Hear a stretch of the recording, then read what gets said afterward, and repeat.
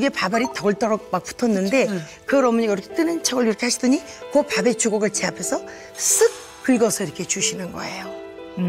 근데 제가 얼른 메시지가 딱 오는 거예요. 너 까불지 마. 너란 존재는 우리 집의 순위가 이거야. 이렇게 얘기를 하시는 거예요. 저런.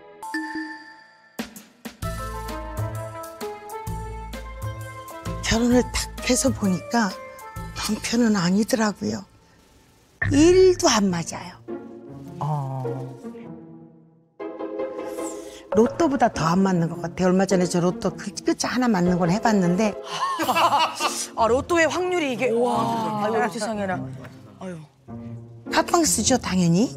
저희는 한 7, 8년 된 것 같아요.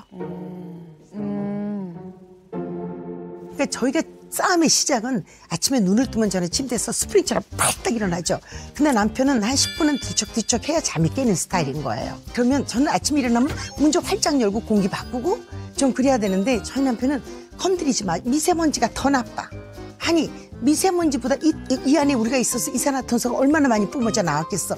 이게 더 나쁜 거 아니야? 당신이 과학하는 사람 맞아. 이렇게 제가 하면 네가 뭘 알아? 그럼 저는 아는 게 그거야? 양가 방패인데 이거. 이제 이렇게 되는 거죠. 그러니까 이 답답함인 거예요. 그래서 딴방을 자는 이유도 있어요.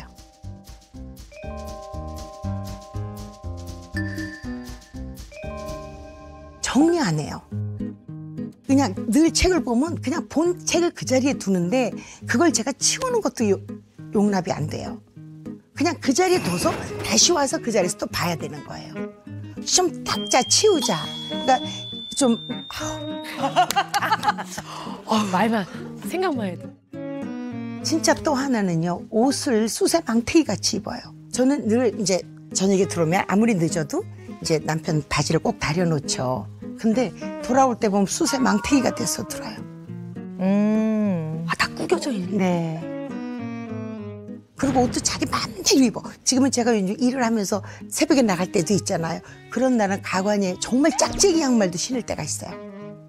나이 들수록 좀 더 단정하게 조금 더 뭔가 자기를 좀 더 다듬어야 될 텐데 너 왜 그래? 그럼 내가 뭘 어째서? 막 이렇게 되는 거였던 거예요. 그러니까 아직도 조금 그 뿌리는 있죠. 네. 네. 결혼 45년. 45년. 네. 이제. 저는 올해로 결혼 30년 차거든요. 아유, 아직 네, 멀었어요, 아직 선생님. 오, 그렇구나. 네. 아니, 네. 보통 이제 우리가 이제 생애 주기를 쭉 생각을 해보면 사실 노년기 부부다라고 이렇게 얘기를 할 수가 있어요. 네. 근데 노년기 부부는요, 배우자를 젖은 낙엽이다 이렇게 표현합니다. 젖은 낙엽? 아니 왜 젖은 낙엽은 신발에 착 달라붙어갖고 잘 안 떨어지잖아요. 집까지 와요, 선생님. 네네네. 딸려 들어오죠. 그래서 이 젖은 낙엽처럼 딱 신발에 붙어 있긴 하는데 사실 좀 서로 약간 귀찮아하기도 하고요. 맞아요. 또 이제 붙어 네. 있으면 아 왜 그래 이렇게 좀 떨어져 뭐 이러기도 해요. 그래서 이 노년기 부부는 젊은 시절만큼 서로에게 이제 큰 관심도 많이 없어졌고 오히려 갈등은 많이 사라져 가죠. 그래서 좀 겉으로 보기에는 이제 많이 안정을 찾아가는 시기다. 싸움도 많이 줄고 이렇게 약간 안정기처럼 보이는데요. 근데 아까 인터뷰 영상 쭉 보니까요. 박가 선생님 말씀하실 때 막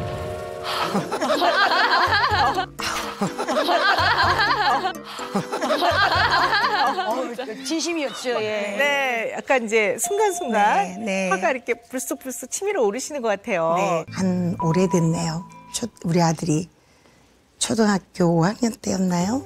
거기가 점촌이라는 시골이었어요. 근데 갔다 오는 길에 뭐 때문에 싸움이 붙었는지 모르겠어요. 싸움이 오다닥 붙었는데 남편이 저한테 내려 이러는 거예요.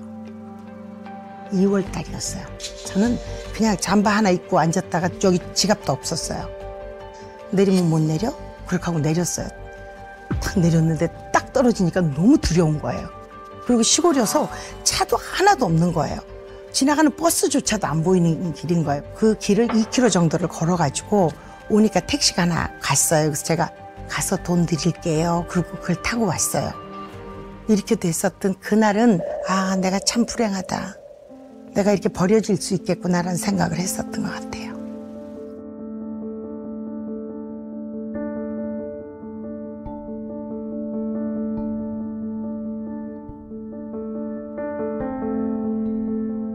내가 뭘 이렇게 죄를 져서 이렇게 내가 여기 시집을 왔지? 그런 자괴감이 뭐 말할 수 없이 들었고 제 자존감이라는 건 아예 있지도 않았어요. 근데 저는 정말 엄마가 너무 엄하고 엄격하고 이래서 엄마를 피해서 시집을 간 거예요. 네. 그래서 저희 남편하고 한 2년 연애를 했는데 연애하는 동안은 단 한 번에 짜증을 낸 적이 없었어요. 그게 저는 이제 그냥 그래서 아, 이 사람은 순둥이다. 이렇게 생각하고 봤더니 어머, 우리 엄마랑 똑같은 유형인 거예요. 친정애를 제가 가서 좀 누워있고 싶고 위로받고 싶어도 우리 엄마도 똑같으니까. 여기에도 어쩔 수가 없고 여기도 얼굴을 들 수가 없고 그러니까 남편이 마침 제가 보기에 쟤는 내가 아무리 스트레스를 줘도 최소한 집 밖을 나가진 않아. 그게 무기였던 것 같아요. 그래서 제가 참 잘못한 건 제 스스로 놓쳐버린 자존감이 참 어렵더라고요. 선생님. 우리 고 선생님이 굉장히 고마워하는 걸 더 표현했더라면 좋았을 텐데 그러지 않고 또 어떻게 보면 너무 믿거니 하면서 좀 함부로 한 면도 네. 있지 않았을까 맞아요. 함부로 했어요, 선생님. 아쉬움이 좀 있네요. 네, 맞아요. 제가 선생님 또 하나 좀 사전에 검사한 게 있잖아요. 그게 이제 결혼 만족도 검사인데요. 그 검사 결과를 제가 조금 가지고 왔는데 남편이 좋은 동반자인지에 대한 확신감이 굉장히 부족하시고 그동안의 결혼 생활에 대해서 좀 심각하게 좀 불만이 있었을 가능성이 굉장히 높은 거로 나오거든요. 또 어떤 부분은 좀 논의를 하고 두 분이 좀 해결을 해야 된 문제가 수위가 좀 심각할 정도로 있는 부분이 있어 보여요. 네. 선생님 좀 어떠신 것 같으세요? 좀 이제 어떤 부분에 아직 조금 뿌리가 이렇게 있는 그런 이제 상처나 어떤 좀 아픔이 이제 좀 지금 선생님 있으신지. 말씀하신 지나간 그런 시간들이죠. 뭐 네네. 네, 그런 이제 그런 건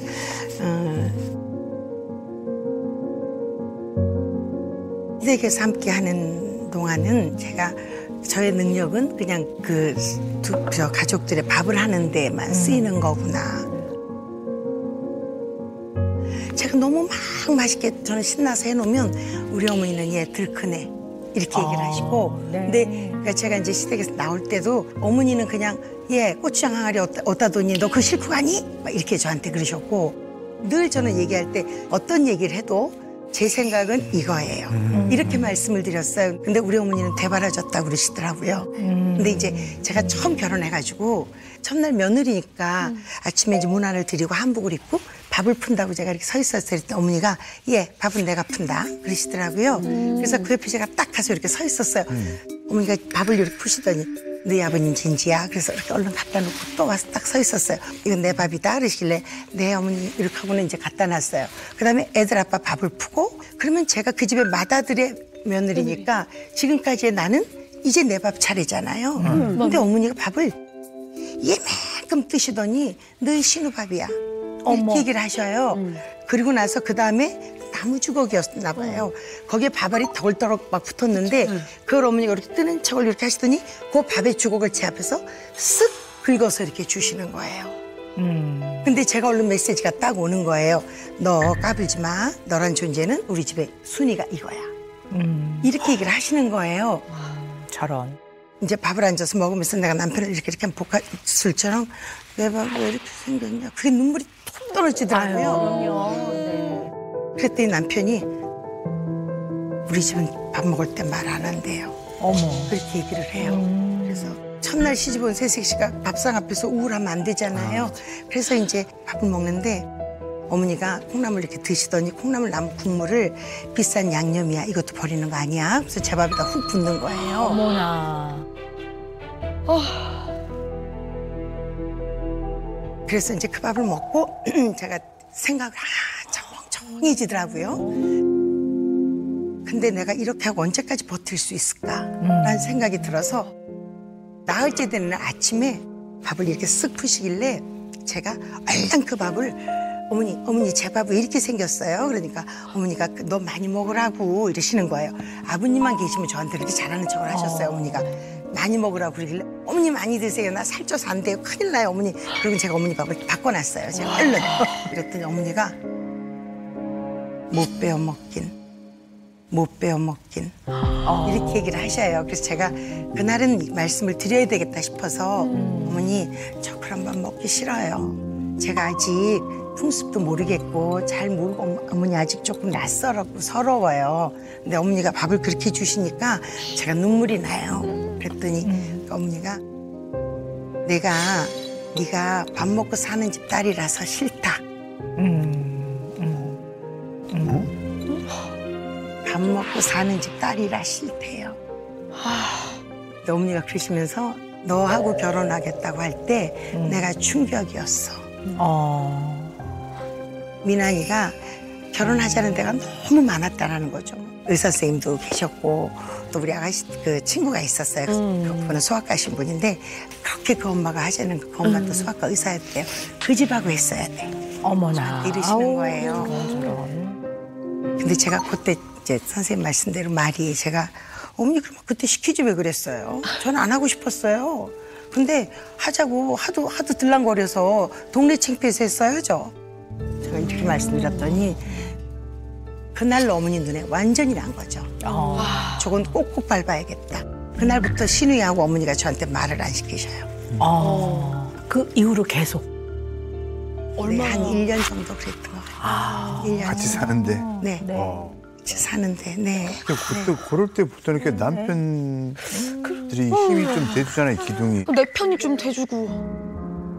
그게 그때 환경이 이제 3년 차 올라가고 니까 정말 그때는 정신 없을 때니까 집에도 뭐 이틀에 한 번 뭐 이렇게 오니까 정말 너무 그게 다행이었어요. 그때 제가 아무리 남편한테 또 막 조잘조잘했으면 어머니하고 남편 관계는 또 어찌 같이 사는데 어떻게 됐겠어요. 그러니까 그냥 그렇게 지난 게 이제 가만히 입 다무는 게 습관이 된 거죠.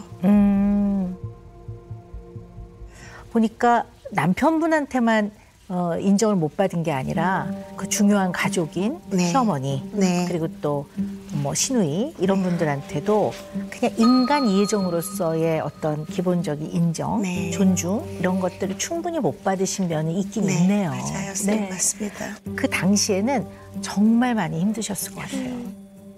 좀 마음이 어땠을지 좀 그 마음을 좀 들어보고 싶습니다. 뭐라고 할까요? 지금도 너무 가슴이 아픈 건 시댁에 같이 살 때 이렇게 식탁 안에서 아버님, 아가씨, 뭐 시동생 다 식사를 하시잖아요. 저는 그러면 빨리 일어나라는 말씀은 못 드리고 애라도 좀 안아주지. 지금 서서라도 밥을 먹을 텐데 너무 배가 고프잖아요. 저도. 근데 어머니도 식탁에 앉아 그냥 신문 보고 계셔. 시누이도 거기 앉아서 그냥 신문을 보고 앉았어요. 그런데 그 밭 애를 업고 걸레를 들고 어머니하고 시누이가 다리 꼬고 앉아서 이렇게 다리 흔들면서 보시는 신문 밑을 제가 기어다니면서 떨어진 밥풀을 닦을 때 그때만 제가 생각을 했어요. 두고 보자. 이 또한 지나갈 거지만 보자. 그땐 제가 독을 품었었던 것 같아요. 애가 하나 낳았을 때는 이거 하나만 놓고 마무리하자. 뭐 이런 생각도 했고 그래도 또 하나가 났어요. 근데 제가 그때 디스크가 있었어요, 선생님. 학생 때 이제 테니스 하다가 두둑하고 디스크가 있었는데 큰 아이 낳고 작은 아이가 7개월 됐을 때 다리가 마비가 오는 거예요. 다리가 전혀 움직이지도 않고 엄지발가락이 툭 떨어지는 거예요.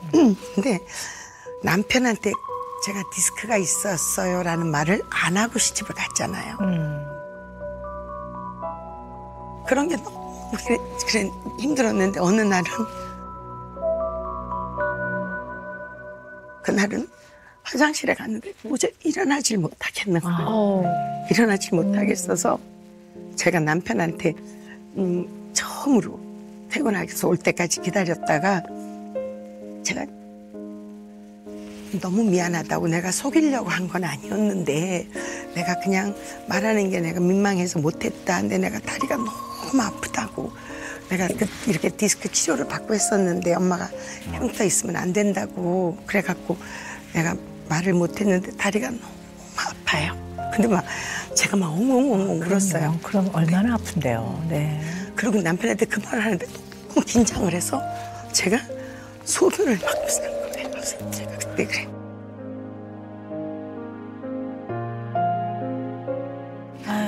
그랬더니 정말 남편이 처음으로 너무 놀란 얼굴을 하면서 아이를 이렇게 우리 중구를 띄어서 엄마 애 좀 봐. 그렇게 하고는 학교에 연락을 해서 저를 진짜 들쳐업고 이제 옆에다 놓고 운전을 해서 이렇게 병원을 데려가면서 남편이 눈에 눈물이 뚝뚝뚝뚝 한 거예요. 이 지경이 되도록 말을 못했어? 네가 이렇게 살고 있었어? 이렇게 얘기를 하는 거예요. 그래서 네가 속인 거 아니야. 응? 말했으면 더 좋았을 걸. 내가 엄마한테도 얘기했으면 최소한 엄마가 너 이렇게 힘들게는 안 했을 텐데. 그렇게 그때 위로를 받아본 것 같아요. 그래서 그때 이제 병원에서 제가 수술을 하고 8시간 만에 깨어났대요. 선생님 수술을 5시간인가 이렇게 했는데 너무 가슴이 아팠대요. 남편이 그때. 이제 그러고 나서 남편이 애도 좀 봐주고 뭐 이제 엄마한테도 엄마 얘 다리 아파 이랬는데 11월 달에 제가 수술을 했는데요. 그때가 김장철이었어요, 선생님.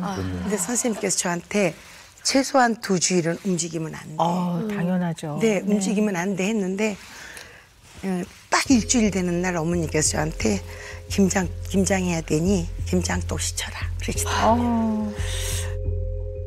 일어나서 그걸 씻는데 정말 죽을 것 같더라고요. 남편이 막 퇴근해서 왔는데 김장하를 제가 2접시씩 막 이렇게 했으니까 남편이 죽으려고 너 이러는 거냐고. 엄마 얘 수술한 거 알잖아. 왜 이러는 거야? 막 처음으로 엄마하고 아들하고 막 싸우더라고요. 그러니까 그것도 전 너무 불안한 거예요. 이 뒷감당을 내가 또 어떻게 해야 되나? 남편하고 엄마 사이가 이렇게 되면 난 이거 어떡하나? 선생님 그다음부터 저는 더 숨을 죽여야겠다 이런 마음이었어요.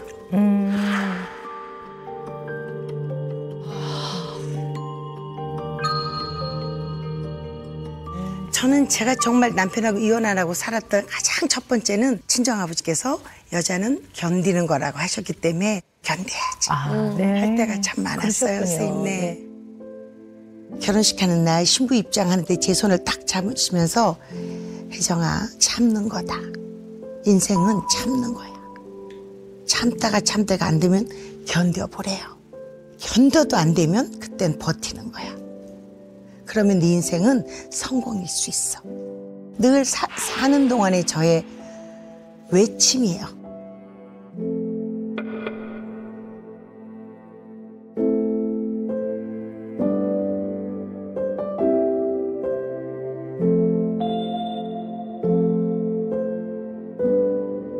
저희 아버지가 아주 고생하면서 사는 분인데 저를 낳고 처음으로 이태리 유학을 가서 그 나라에서 주는 그 장학금을 받고 가셨는데 그걸 아껴서 저를 딸이라고 제가 낳았을 때 털코트를 하나 사보내신 거예요.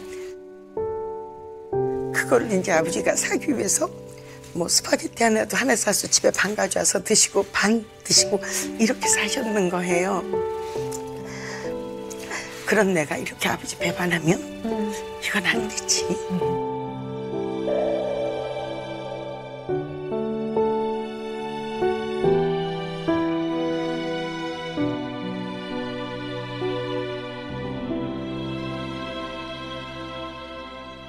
가슴이 이렇게 세월이 지나고 보니까 그때 그 순간에 있었던 일을 화해는 할 것 같아요. 그런데 유독 어머니나 시누이나 가장 가까운 내 가족은 용서는 안 되는 거예요, 선생님.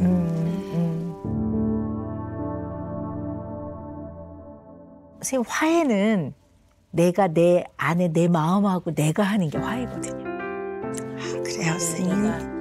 너무나의 마음을 아프게 한 그 대상자와는 그 일이 없었던 상태처럼 들어가기는 어려운 것 같아요. 그러니까 내가 내 마음과 화해를 한다면 나의 마음에 더 상처를 주는 정도로 더 이상 미워하지 않는 게 내 마음의 화해가 아닌가 싶어요. 표현도 선생님 편한 대로 하세요. 자연스럽게 편하게 하실 수 있는 방식으로 그냥 표현하시면 될 것 같아요. 네. 이렇게 보겠습니다. 네네.